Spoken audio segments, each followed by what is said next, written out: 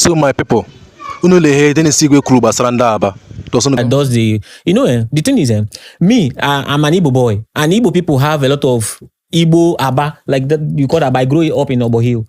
So yes, Aba people, Aba people funny. If you want to see content, come Aba. So I have this I am the one that bringing this to here.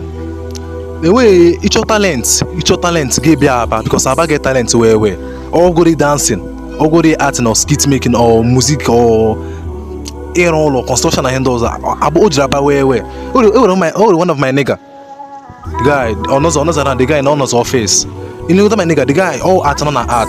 Igwe wanna obena eruchikata on role. The guy is so talented, but so he na highly not na bebacha Elisha from poor family but so I which other kind essential things he boost our talents and other things. Those but each talents there about well low. Hapo but all that auto shedrenda auto shedrai because I mean everybody gets they go make Aba as number one now.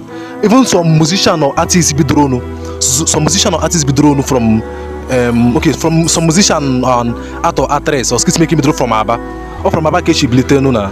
So way much na chuku that Aba get talent. All good in the market Aba maybe I invest man all these big musicians some be from Aba but way much Aba get talent. So make collab on that rate. Thank you.